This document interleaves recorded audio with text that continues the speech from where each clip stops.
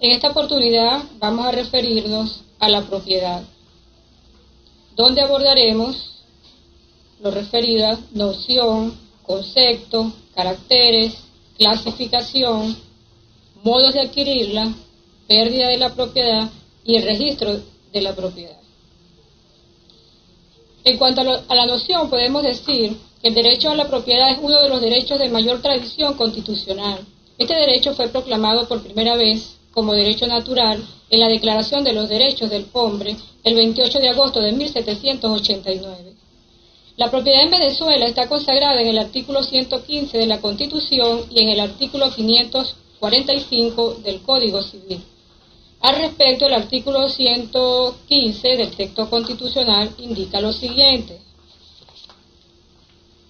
se garantiza el derecho de propiedad. Toda persona tiene derecho al uso, goce, disfrute y disposición de sus bienes. La propiedad estará sometida a las contribuciones, restricciones y obligaciones que establezca la ley, con fines de utilidad pública o de interés general. Solo por causa de utilidad pública o interés social, mediante sentencia firme y pago oportuno de justa indemnización, podrá ser declarada la expropiación de cualquier clase de bienes. En este sentido, el artículo 545 del mencionado Código Civil indica lo siguiente: la propiedad es el derecho de usar, gozar y disponer de una cosa de manera exclusiva, con las restricciones y obligaciones establecidas por la ley. Ahora bien, en cuanto al concepto, podemos decir que la propiedad es el poder directo e indirecto sobre un objeto o bien por el cual se atribuye a su titular la capacidad de disponer del mismo, sin más limitaciones que las facultades que impone la ley. Es decir, es el derecho real que implica el ejercicio de las facultades jurídicas más amplias que el ordenamiento jurídico concede sobre un bien. En cuanto a los caracteres, en primer lugar tenemos que la propiedad tiene como característica que es perpetuo, por cuanto no se extingue por el transcurso del tiempo ni por el uso del derecho. También es exclusivo, ya que su ejercicio le corresponde al propietario con exclusión de cualquier otra persona. Es absoluto, ya que le confiere al propietario los más amplios poderes de manera soberana e independiente. Es elástico, porque aun cuando se puede restringir, siempre existe la posibilidad de recobrar su ejercicio a plenitud. También es limitado, en virtud de que su ejercicio puede ser extinguido mediante el procedimiento exclusivo del estado de expropiación por causa de utilidad pública o social. A continuación, la compañera Nora Rangel. Continuando con el tema, le voy a hablar sobre el contenido de la propiedad. Este está determinado por las facultades del propietario de usar, disfrutar tanto de las cosas como de los frutos de la misma y disponer de las cosas. Es decir, que el propietario tiene la facultad de poseer y aprovecharse del objeto sobre el cual recae, así como de disponer y excluir a tercero de su disfrute y posesión.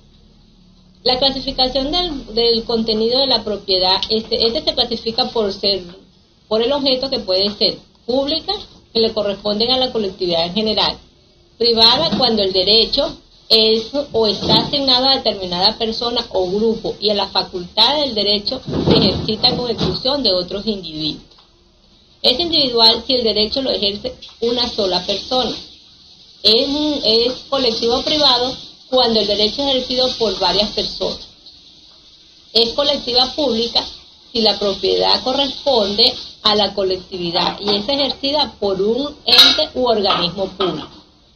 Por el objeto puede ser propiedad de bienes destinados al consumo o propiedad de bienes destinados a la producción. Los modos de adquirir la propiedad. La norma rectora en la disposición general, en su artículo 796 del Código Civil, establece que los modos de adquirir la propiedad se adquieren por la ocupación. La propiedad y demás derechos se adquieren y transmiten por la ley, por sucesión, por efecto de los contratos, pueden también adquirirse por medio de la prescripción. Por medio de la ocupación, el artículo 797 del Código Civil dice que las cosas que son de propiedad de nadie, pero que pueden llegar a serlo si alguien se adquiere por la ocupación, tales como los animales, que son objetos como la caza o la pesca, así como un tesoro o cosas inmuebles abandonadas. En su artículo 798 dice: el ejercicio de la caza y la pesca se reglamentará por leyes necesarias. En cuanto a la ley, también se puede adquirir la propiedad por medio de la ley. La ley establece que todos los medios posibles de adquisición jurídica de la propiedad u otros derechos, tales como la cesión, adjudicación, remate, la expropiación y clasificación, entre otros. Las sucesiones también es otro modo de adquirir la propiedad. En esto hace referencia cuando una persona fallece y queda una herencia o parte de esa herencia se le da a los herederos que le quedan. Puede ser completa o puede ser por parte. El contrato también es otro modo de adquirir la propiedad. La prescripción, a través de la prescripción, en su artículo 796 del Código Civil, refiere a la prescripción inquisitiva, es decir, la usucupación. A continuación le va a hablar mi compañera Verónica Méndez.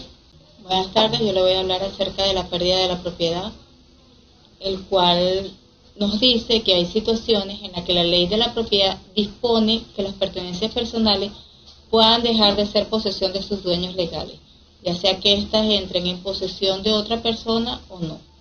Estos son hechos o actos jurídicos que producen el efecto contrario a los modos de adquirir la propiedad. Esto es la desaparición del vínculo jurídico que une el patrimonio a una persona.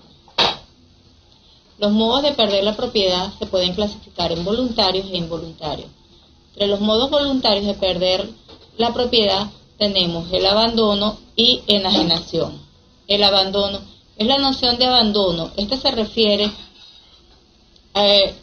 al descuidar cualquier objeto o derecho que se considere propiedad de un individuo.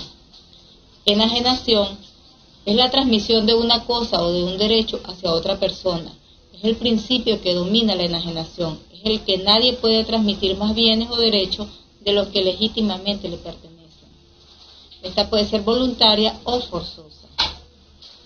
Los modos involuntarios de perder la propiedad son por pérdida, por expropiación, revocación, adquisición ad non domino y por las condiciones resolutorias de los contratos. La pérdida, existe una pérdida física cuando es una destrucción y es una pérdida jurídica, que tiene lugar cuando la cosa queda fuera del comercio de los hombres por disposición de la ley. Cuando hablamos de esta pérdida, uno de los ejemplos más comunes es cuando en algún país ocurre un terremoto, existe la destrucción de un edificio o de algunas casas.